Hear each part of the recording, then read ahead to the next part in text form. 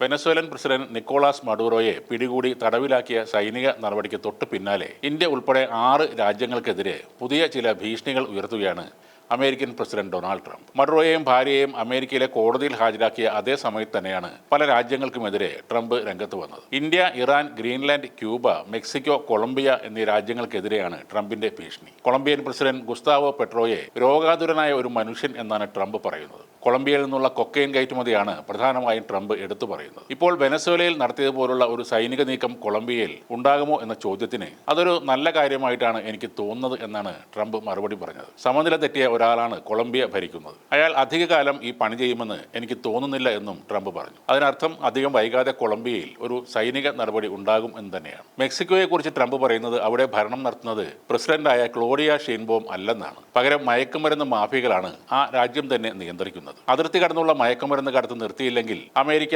സൈന്യത്തെ അയച്ച് ഈ മാഫിയകളെ ഒതുക്കുമെന്നും ട്രംപ് ഒരു ഭീഷണി ഉയർത്തിയിട്ടുണ്ട്. വെനസ്വേലയിലെ ഭരണമാറ്റത്തോടെ ക്യൂബ ഒറ്റപ്പെട്ടുവെന്നും ആ രാജ്യം വലിയൊരു തകർച്ചയുടെ വക്കിലാണെന്നും ട്രംപ് പറയുന്നു. ക്യൂബൻ ഭരണകൂടം അധികം വൈകാതെ താഴെ വീഴുമെന്നും അദ്ദേഹം സൂചന നൽകി. ക്യൂബക്ക് സ്വന്തമായി വരുമാനമൊന്നുമില്ല. വെനസ്വേലയായിരുന്നു അവരുടെ ആശ്രയം. വെനസ്വേലൻ എണ്ണയുടെ പണമാണ് ക്യൂബക്കും കിട്ടിയിരുന്നത്. അമേരിക്ക പ്രത്യേകിച്ച് ഒന്നും ചെയ്തില്ലെങ്കിൽ പോലും ക്യൂബ ഉടനെ തകരുമെന്നാണ് ട്രംപ് പറയുന്നത്. ആർട്ടിക് മേഖലയിലെ സുരക്ഷാ കാരണങ്ങൾ മുൻനിർത്തി ഗ്രീൻലാൻഡ് പിടിച്ചെടുക്കുമെന്ന ഭീഷണിയാണ് ട്രംപ് വീണ്ടും ഉയർത്തുന്നത്. ഞങ്ങൾക്ക് ഗ്രീൻലാൻഡിന്റെ മിനറലും ഓയിലും ഒന്നും തന്നെ വേണ്ട.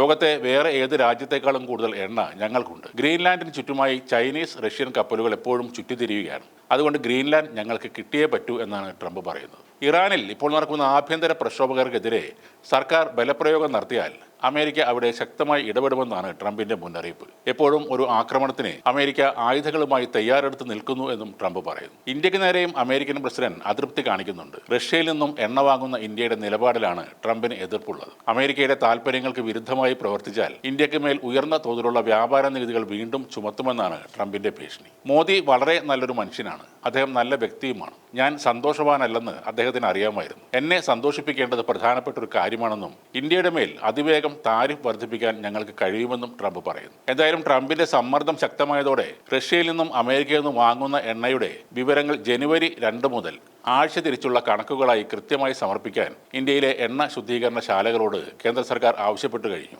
അമേരിക്ക ആവശ്യപ്പെടുമ്പോൾ കൃത്യമായ കണക്കുകൾ നൽകുന്നതിനും മറ്റുള്ള സ്രോതസ്സുകളിൽ നിന്നുള്ള വ്യാജമായ കണക്കുകളെ ആശ്രയിക്കുന്നത് ഒഴിവാക്കാനുമാണ് ഈ നീക്കങ്ങളെന്നാണ് ഉദ്യോഗസ്ഥർ പറയുന്നത്.